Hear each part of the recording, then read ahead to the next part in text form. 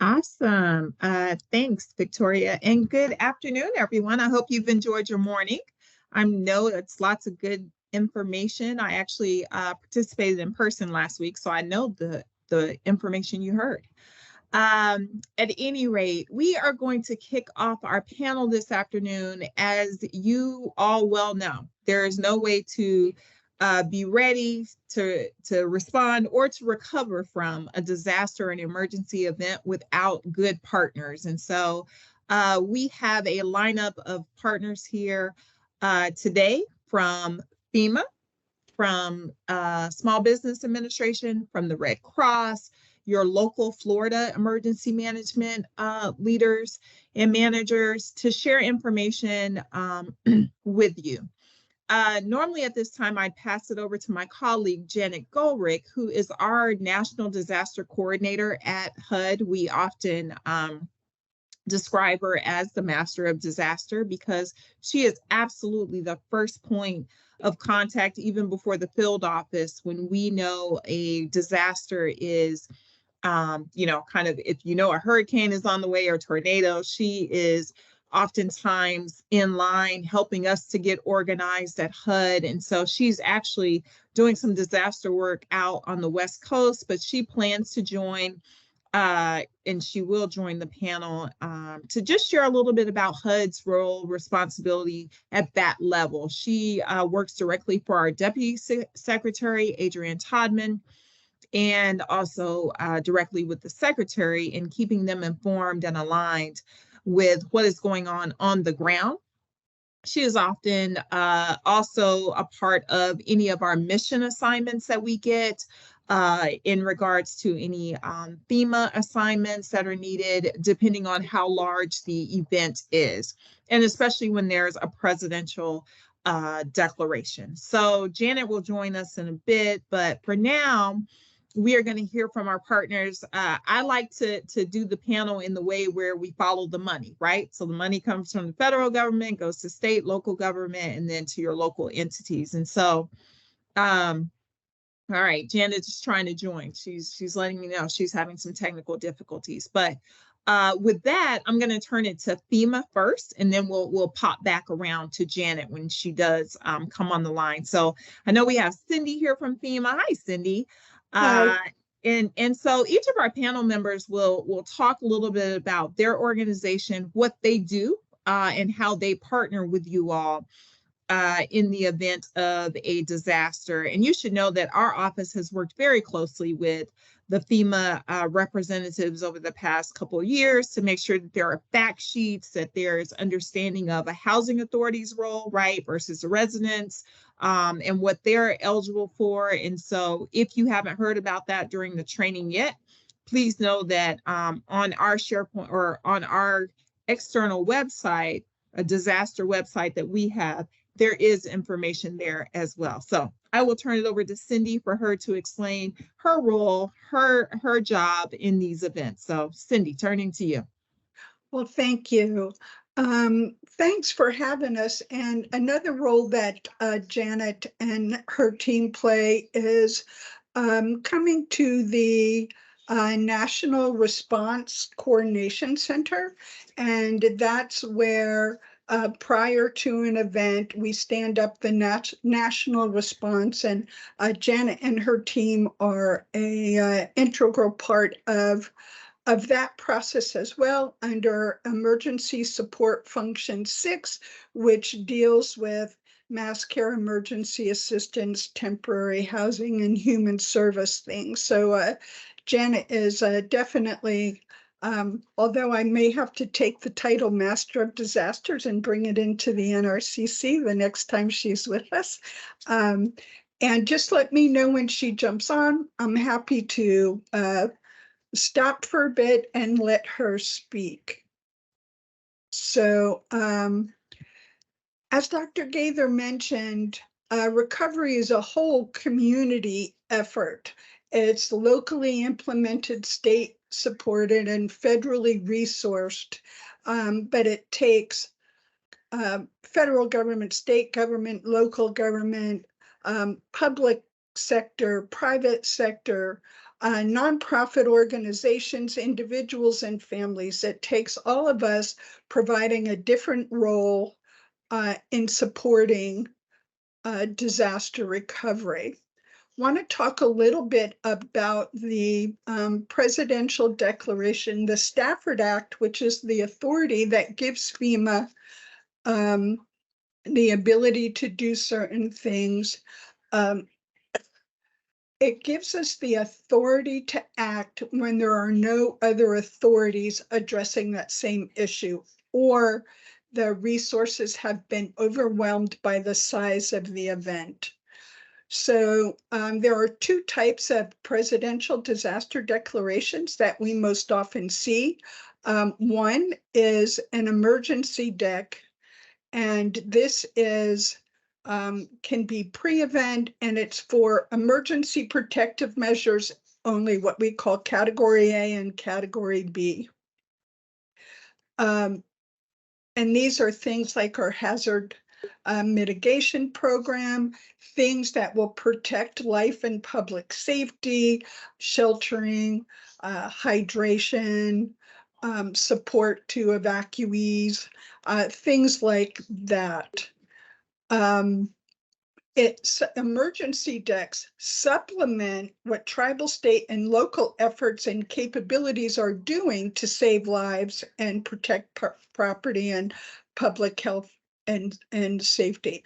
A major declaration is an event that the president concurs with the state and FEMA findings that the damage caused is so beyond the combined capabilities of the state and local governments to recover. And then we get a presidential dec. It opens up a whole series of additional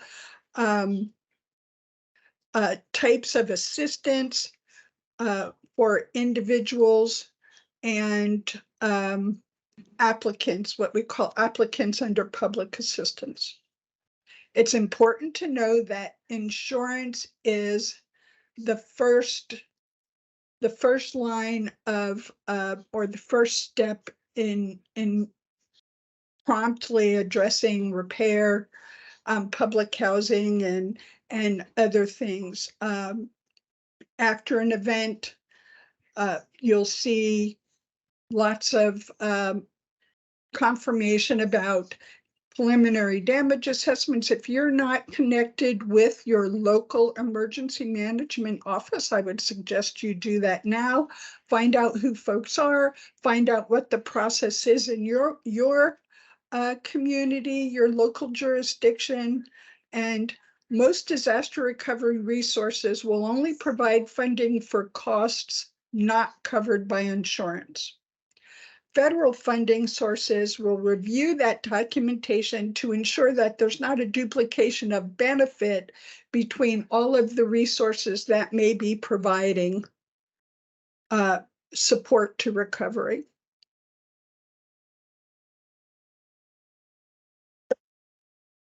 I'm going to drop in a little bit. I'll drop in the chat the PHA, our Public Assistance Policy and Procedure Guide. It will talk about declarations, designated area, types of assistance, types of funding for allowable work items, things like that. It's a very good resource. And also it can lay the groundwork for some questions you might want to ask your local emergency manager or your local FEMA representative. We talk a little bit about procurement for emergency procurement. These contracts can facilitate post-disaster recovery by maintaining a current list of contractors. That's also the procurement handbook for public housing authorities goes into further detail. I can also drop that as a resource in the chat for you. And then we talk about environmental regulations. You have to consider that. when you are looking for assistance. All of these resources I'll put in the chat for you all. And if you have any questions later on, we're certainly happy to discuss those. And then when we talk about the residents that live in your facilities, we have so far 403 and 502 are the assistance to state, tribe, and territory governments, and 408 is assistance to individuals. There are things like disaster unemployment, crisis counseling, disaster legal services, case management. There is something that everybody, and we certainly have partnered with HUD on addressing we call it transitional sheltering assistance. It is a form of non-congregate sheltering. In recent events, we've seen different types of non-congregate sheltering going on. The FEMA Transitional Sheltering Assistance Program is a hoteling program. It's not intended to replace existing non-congregate sheltering, but it is in addition to, if the magnitude is such that the sheltering need cannot be met in any other way.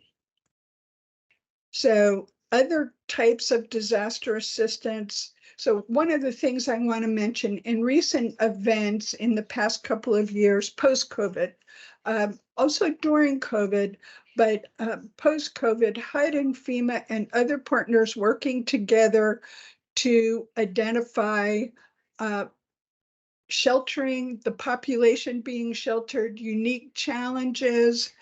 The sooner that coordination and collaboration happens, the more successful that process will be. No one type of sheltering fits the entire population. And so working together, we've been able to address more non-congregate sheltering for a broader population than assuming one type of sheltering will work. I'm going to stop for a second. Did Janet jump on? So I do not think she has joined us yet. So you can keep going. Okay. And so then when we have a major disaster declaration is when we can implement assistance to individuals and households. Being aware of what your residents might be eligible for is often the first step in helping them move on in their recovery as you continue to address your recovery efforts for your facility. So getting them registered, getting them connected to the local voluntary agencies early in the event, connecting with your FEMA counterparts so you're aware of where disaster recovery centers are, so you can message that to your residents and your clients so that they have consistent information from all of the partners that are coordinating together is super important. So assistance without a declaration. What type of assistance is available without a presidential declaration? I'm assuming last week you talked about the HUD Capital Fund. I'll leave that to Janet.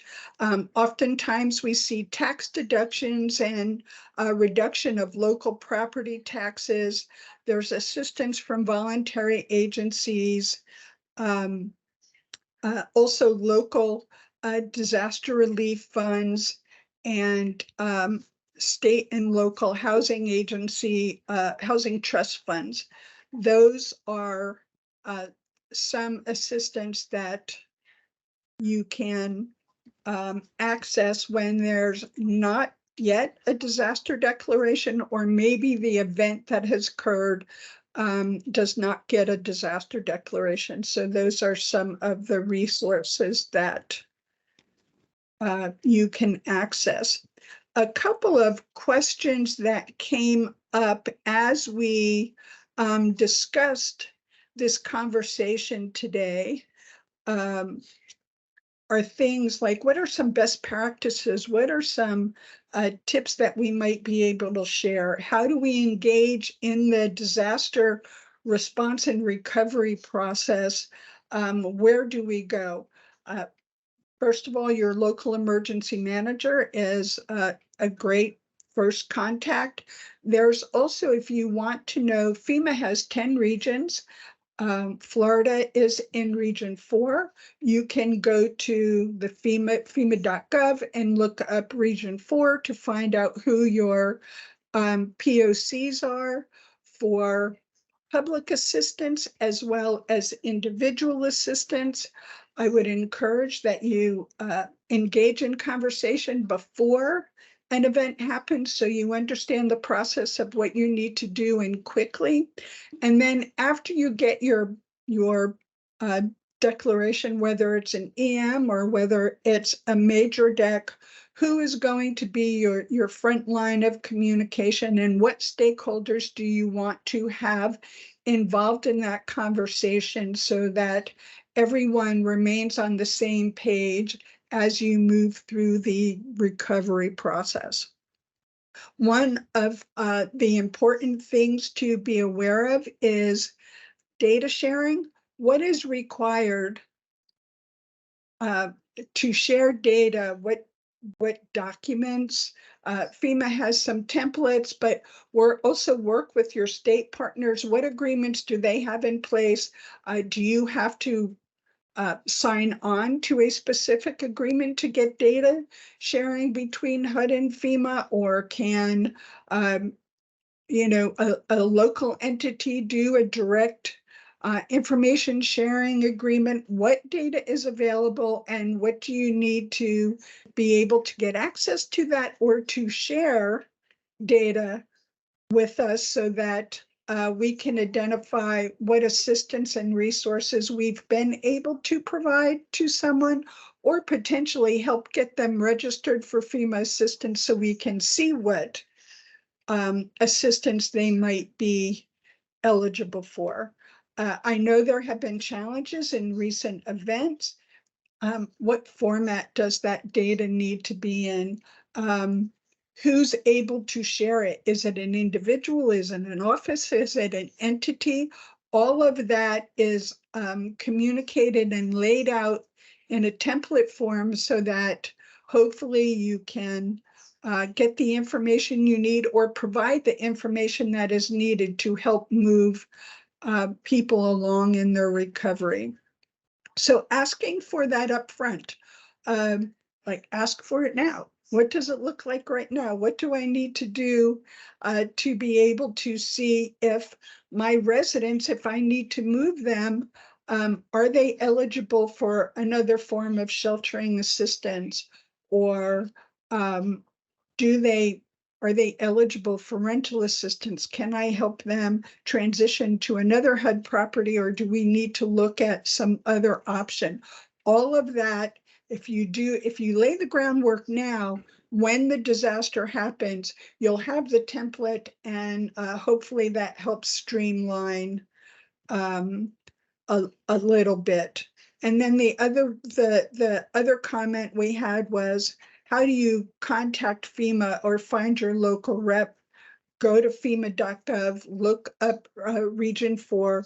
You want to be connected to the public assistance division as well as the individual assistance division to be able to support folks. One thing about public assistance, it is a grant program. It is a reimbursable program. There are things called allowable work items.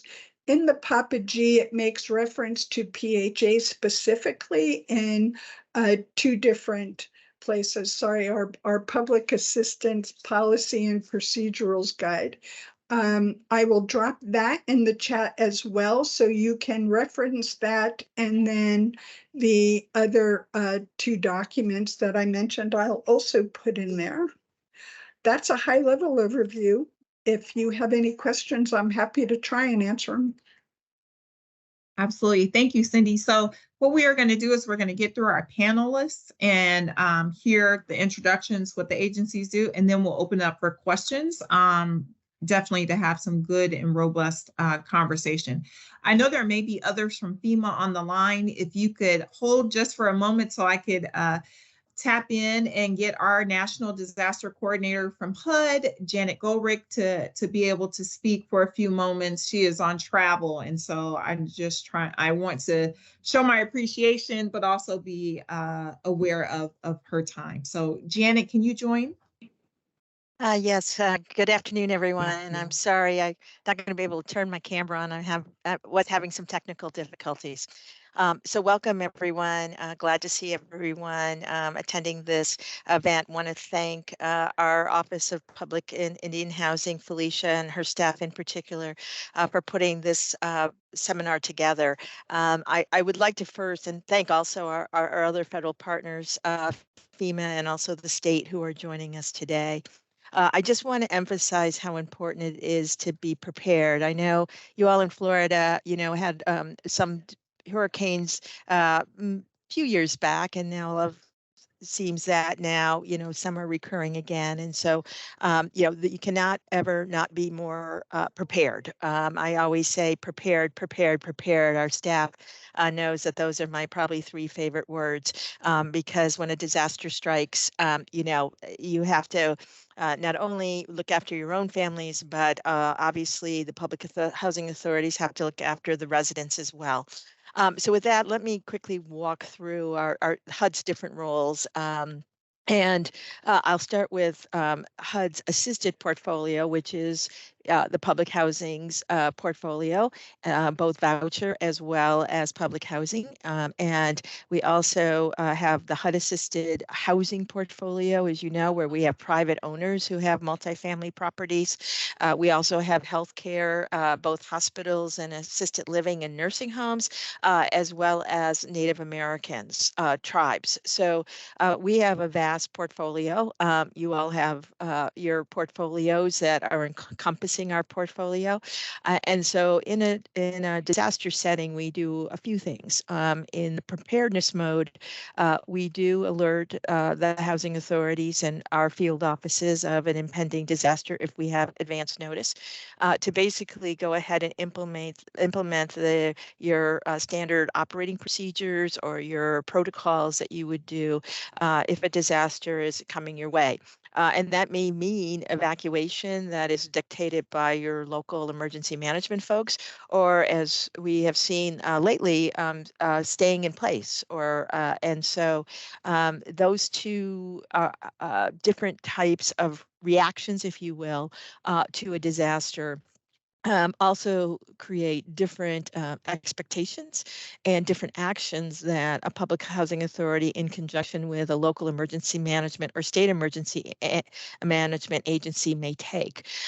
We also, in that during the process of preparedness and then into response, as you know, we keep in touch and support you all in your efforts of trying to sometimes get in touch with FEMA or get in touch with emergency management to ensure that we are supporting you and obviously keeping not only the residents out of harm's way, but your staff as well. We know that that's very important. What we do then after a disaster is you will often, and I know, get messaging from HUD as to what is the damage, the damage impacts, as well as the displacements. And we track all of that information and provide it to FEMA as well as to others, agencies such as the Red Cross, so that they understand what the HUD assisted portfolio is looking like, number one, but also although understandably, most of our population is vulnerable, very vulnerable population, could be disabled, could be elderly, and don't necessarily usually have the resources to be able to evacuate or even shelter in place for any length of time. And so really important, and do appreciate all your efforts when you get our call for information, that you provide that to us so that we can once again not only support you, but also support our HUD assisted folks, so that we can get them into either sheltering or temporary or permanent housing as quickly as possible. We also, as you know, track actual recovery efforts as well. Knowing when, in fact, you all are fully recovered is very important to the survivors, but also we know important to you all for your portfolio and the health and finances of your portfolio.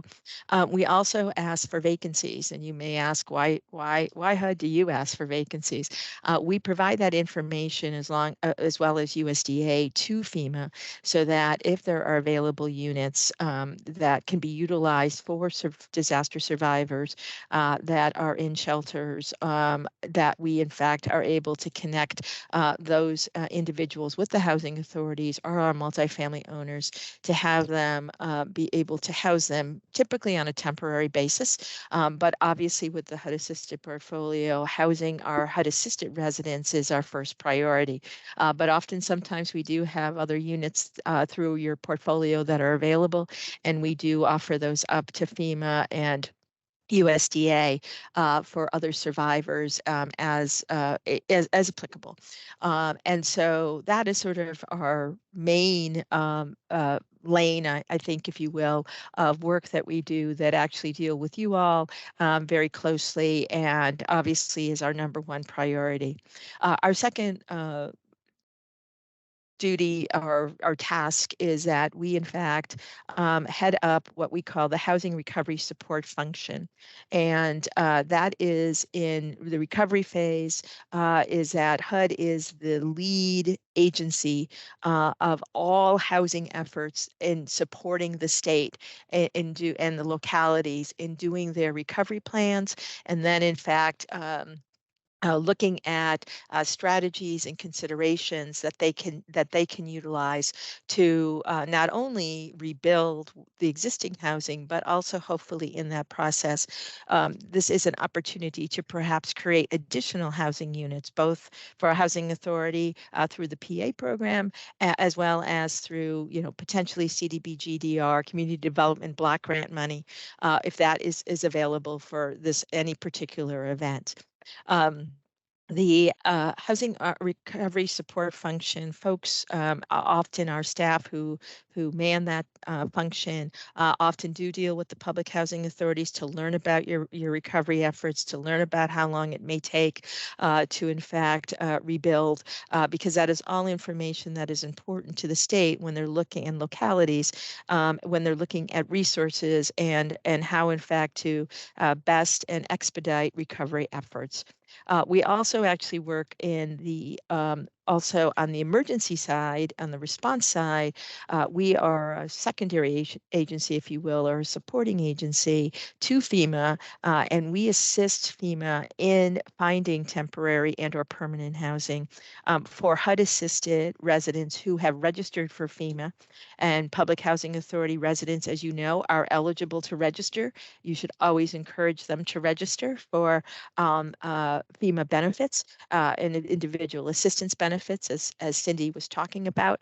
Very important to do, but we also assist FEMA so that you'll often, I'm sure, get calls from our HUD staff saying, do you have any available units?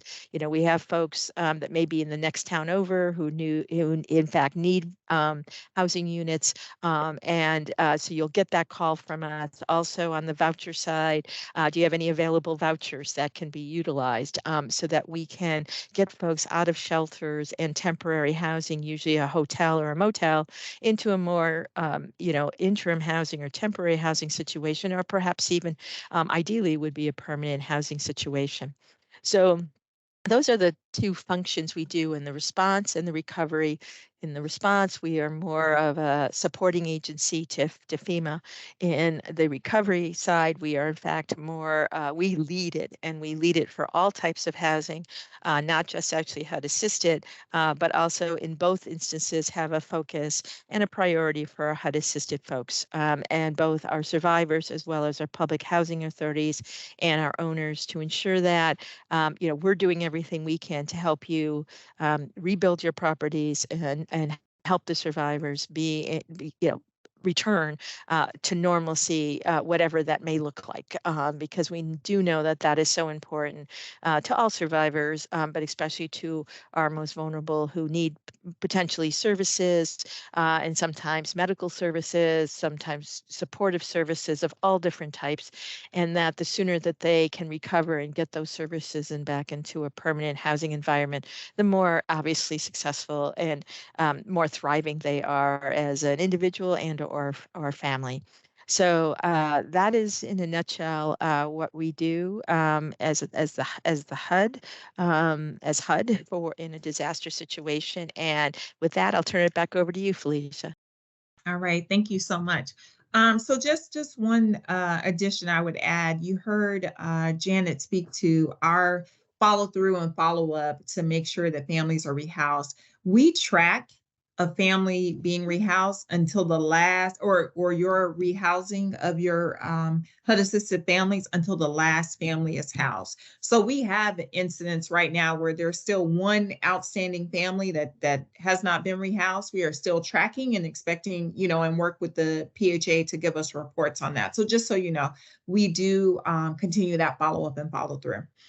So thank you, Janet. I want to go back to FEMA, and I know we allowed Cindy. Are there other partners from FEMA that we may not have gotten your name on the agenda, because I see some other folks have joined? I think they're joining as an opportunity to engage with you all, not Okay. necessarily to present, Okay. but definitely appreciate the shout out. All right. We just had a lot of others, so I just want to make sure I don't leave anybody off. All right, we will move now to our state and local partners. And Shannon, I know you and Octavio are on the line, and I think you maybe have a couple others. So for now, I will turn it over to Shannon Hagan and her colleagues to explain what they do in Florida. Hey, thank you so much. Good afternoon, everyone. So I'll talk a little bit first about what our team does in the response side, and then I'll pass it over to Octavia, who's going to talk a little bit, or sorry, in the recovery side for my team, and then Octavia's will talk a little bit about his team in the response side. So my name is Shannon Hagan. I'm with the Florida Division of Emergency Management, and I'm the Deputy State Individual Assistance Officer here. So what our team does is we coordinate really closely with our counterparts at the federal level, like FEMA, HUD, SBA, USDA, as well as other state agencies such as Florida Commerce, formerly the Department of Economic Opportunity, the Florida Housing Coalition, DCF, Volunteer Florida, et cetera. And then most importantly, we coordinate with our local stakeholders. So that's county emergency management agencies, that's PHAs like yourselves and other local stakeholders, long-term recovery groups at the local level, and to help coordinate those efforts specifically for individuals and households for our team. So we do help with initially after a disaster with assessing what the impacts to a community are in support of requesting those disaster declarations that were talked about, and then also requesting some of those programs to be turned on based on the level of need that we're seeing at the local level. We also administer some programs at the state level. I know that Cindy spoke a little bit about non-congregate sheltering. We are administering a non-congregate sheltering program in Florida using recreational vehicles for the counties impacted by Hurricane Ian, which is the first time we've done that here in Florida. We also, this time around, started a program to provide limited home repairs in partnership with voluntary organizations active in disaster, or VOADs. And so that program is the Sheltering at Home for Recovery Continuation, or SHARP program, and is providing those limited home repairs. We also co-chair the State Disaster Housing Task Force with the Florida Housing Coalition, and that brings together housing stakeholders from across the state to tackle specific projects and issues. Sometimes it's based around vulnerable populations. We did a series of workshops on elderly individuals impacted by the disaster. Sometimes it's more mission focused. We're going to be focusing a lot on helping people transition out of temporary housing units, and what that's going to look like over the next couple months. And sometimes it's more collective and holistic resiliency efforts coordinated through that task force. So that's a little bit about what our team does over in the IA side. Also in our Recovery Bureau, we have a team dedicated to public assistance, which can provide technical assistance to you all as applicants in navigating that process for reimbursement after a disaster. And then we also are super active, obviously, during the response phase. So I'm going to turn it over to Octavio so he can talk about human services and mass care. Thank you all.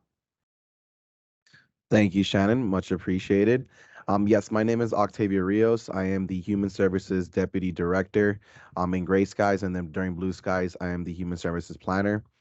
Just to give a brief overview of what the branch does, it's essentially we deliver mass care, social services, sheltering, and other humanitarian related services to disaster survivors and responders.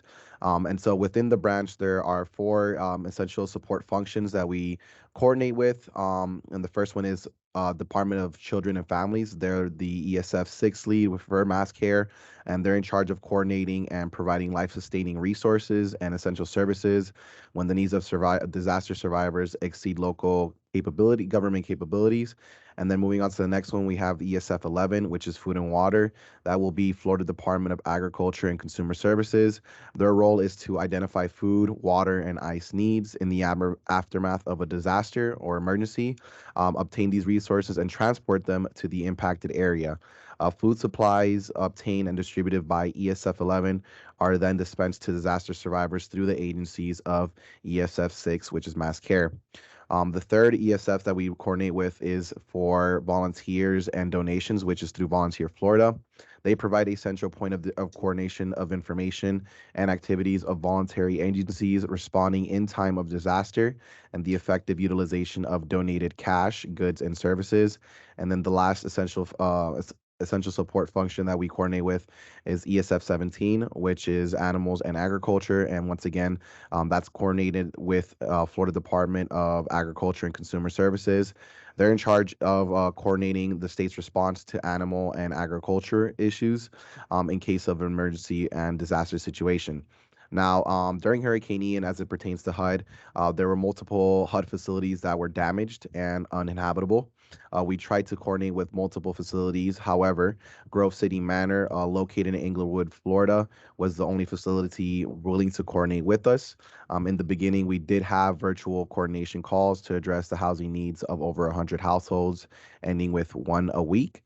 It then transitioned over to multiple agencies participating on the call. So, for example, HUD, FEMA, FDEM, which is us, both Human Services and Recovery Unmet Needs coordinators, Elder Affairs, Council on Aging, and then Grove City itself. We are pretty proud that we were working with everyone and making sure that we were coordinating. So everyone was able to go back to their normality, with the exception of one individual who did not return to independent living. But nonetheless, with those over 99 households that we worked with, we were able to see success stories, that made us feel good about the mission that we had at hand. And lastly, during these calls, we did focus on barriers preventing individuals from moving back in once the facility was repaired. And so we did that by identifying maybe some unmet needs, which was providing furniture, household items, and electrical wheelchairs to individuals that qualified. And that, is, in a nutshell, is what our branch does and what we were able to assist a bit with recovery. because we have to make sure that both our bureaus are talking. So what happens in response has to translate over and transition smoothly into recovery. And so we just want to make sure that we have all hands on deck and that both bureaus are talking to each other with staff, and just making sure that that handoff in the unmet needs realm is sufficed. And that's all I have to share. So thank you guys so much for listening.